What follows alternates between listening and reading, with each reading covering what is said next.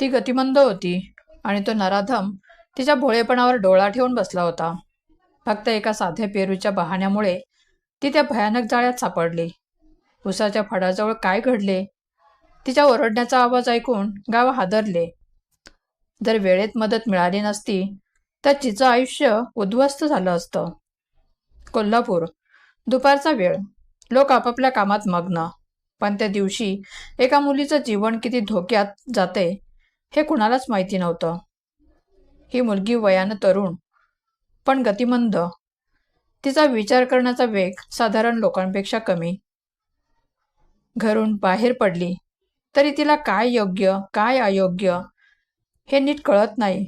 त्यामुळे तिच्या आईलाच नेहमी भीती असायची. घरात आई आणि एक लहान भाऊ, एवढंच छोटंसं कुटुंब. आई गावोगाव कामाला जाते. कधी शेतावर दिवसाची मोलमजुरी. जिथे काम मिळेल तिथे ती जाते.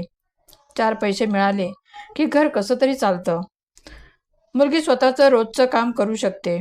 उठणं, खाणं, घराची छोटी मोठी कामंही सांभाळते. पण संसारातले धोके, कोणावर विश्वास ठेवायचा कोणावर नाही हे तिला कळत नाही. हीच गोष्ट तिची कमजोरी बनते. लहान भाऊ अजून शाळेत जातो. घरातल्या परिस्थितीपेक्षा त्याचं वय जास्त लहान आहे. आई रोज बाहेर कामाला जाते म्हणून तोही स्वतःचं सगळं करतोय हेच मोठं आहे. त्या दिवशी आई जवळच्या गावात कामाला गेली होती. मुलगी घराजवळच्या रस्त्यावरून एकटी चालत होती. साधी, शांत.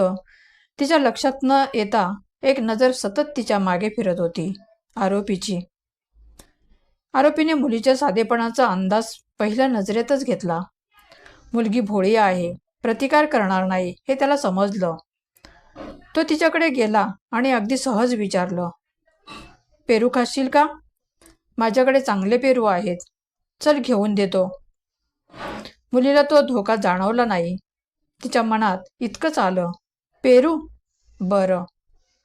ती त्याच्या मागे गेली. आरोपीने लगेच त्याच्या दुचाकीवर तिला बसवलं. रस्त्यावर लोक होते पण कुणाला शंका आली नाही, कारण मुलगी प्रतिकार करत नव्हती. तिच्या चेहऱ्यावर भीती नव्हती, पण ते फक्त तिच्या मानसिक स्थितीमुळे. दुचाकी गावापासून थोडी आत उसाच्या फडाजवळ थांबली. जिथं एकटं, शांत आणि कोणी बघत नाही अशी जागा होती. आता आरोपीचं खरं रूप दिसू लागलं. तो मुलीजवळ गेला. तिच्या अंगाला हात लावण्याचा प्रयत्न करू लागला. तिला चुकीच्या पद्धतीने पकडू लागला. मुलगी एकदम घाबरली. तिला कळेना काय होतंय. ती घाबरली आणि मोठ्याने ओरडू लागली. पहिल्या ओरडण्यावर आजूबाजूला कुणाचं लक्ष गेलं नाही. हे पाहून आरोपी अजून आक्रमक झाला. त्याने तिला हाताने दाबून शांत करण्याचा प्रयत्न केला. तिचा आवाज बंद करावा म्हणून तिला खाली दाबत राहिला, पण ती अजून मोठ्याने ओरडली. आता आवाज उसाच्या फडाबाहेर जाऊ लागला. जवळच्याच रस्त्यावर काही महिला चालत होत्या. त्यांच्या कानावर मुलीचा आवाज आला. इथे काहीतरी वाईट घडते याचा त्यांना लगेच संशय आला. त्या एकमेकींना म्हणाल्या, चल पाहूयात काय चाललंय. आणि त्या ताबडतोब उसाच्या फडाच्या दिशेने धावत गेल्या. ज्या क्षणी त्या आत पोहोचल्या त्यांना मुलगी घाबरलेली आणि थरथरत उभी दिसली. आरोपी तिच्यावर जबरदस्ती करण्याच्या तयारीत असल्याचं स्पष्टपणे लक्षात आलं.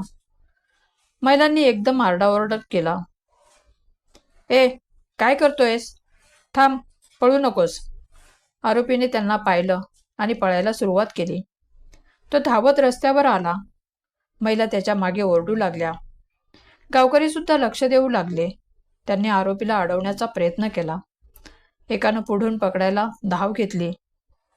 एका माणसानं त्याचा हात धरला आणि काही महिलांनी त्याला पूर्ण थांबवलं. आरोपी पकडला गेला. गावात एकदम रागाची लाट उसळली, कारण ती मुलगी मतिमंद आहे हे सगळ्यांना आधीपासूनच माहिती होतं. तिच्या भोळेपणाचा, साधेपणाचा असा गैरफायदा घेणं म्हणजे थेट अमानुषपणा आहे, असं गावकऱ्यांना वाटलं. सगळ्यांनी मिळून आरोपीला जागेवरच रोखून ठेवले. तो हात जोडून विनवण्या करत होता, पण गावकऱ्यांचा संताप वाढला होता. काही जणांनी त्याला चोप दिला. तोपर्यंत लोकांनी 100 नंबरला फोन लावला. थोड्या वेळात पोलीस आले. पोलीस घटनास्थळी आले तेव्हा आरोपी गावकऱ्यांच्या ताब्यात होता. त्याला ताबडतोब अटक करण्यात आली. ती मुलगी अजून घाबरलेली होती. महिलांनी तिला पाणी दिलं, तिला शांत केलं. तिच्या घरी फोन करून आईला बोलावण्यात आलं. आई आली तेव्हा मुलगी तिच्या गळ्यात पडून रडत होती. आईचं मन तुटत होतं. ती गावोगावी फिरून मोलमजुरी करून घर चालवते. तिची मुलगी सुरक्षित राहावी म्हणून रोज देवाकडे प्रार्थना करते. पण त्या दिवशी तिला कळलं की धोका एका क्षणात येऊ शकतो. आईने मुलीला मिठीत घेतलं होतं. तिचे डोळे लाल झाले होते. रागाने आणि घाबरल्याने ती थरथरत म्हणाली, मी थोडं लवकर आले असते तर असं काही झालंच नसतं. मुलीचा भाऊ आईच्या मागे उभा होता. त्याच्या चेहऱ्यावर भीती होती. त्याला नेमकं काय झालं ते कळलं नव्हतं, पण त्याला एवढं समजलं होतं की त्याच्या ताईसोबत काहीतरी वाईट झालं आहे. पोलिसांनी आरोपीवर खालील गुन्हे दाखल केले. महिलेला फसवून एकटं नेणं, अत्याचाराचा प्रयत्न, जबरदस्ती, महिलेला मानसिक आणि शारीरिक इजा करणं. या घटनेमधून आपल्याला एक शिकायला मिळतं की अशा घटना कोणाच्याही वाट्याला येऊ शकते. म्हणूनच नेहमी सतर्क राहणं आणि परिस्थिती ओळखून वागणं खूप गरजेचं आहे. पण आपण सगळेच भीतीपोटी शांत बसलो तर गुन्हेगार अधिकच धैर्यवान होतील आणि त्यांच्या कृती वाढतच राहतील.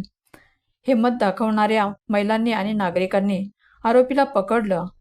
यामुळे दिसून आलं की समाजात नियम नसतानाही मानवी सहकार्य थांबत नाही आणि लोक एकत्र येऊन चुकीच्या गोष्टी थांबवू शकतात.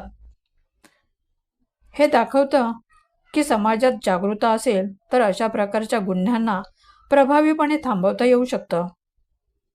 त्या मुलीचा ओरडा ऐकून महिलांनी धाव घेतली. पण विचार करा, जर त्या तिथे नसत्या तर काय झालं असतं? आपण अशा प्रसंगी मदत करणारे असतो की फक्त बघ्यांची गर्दी पाहतो?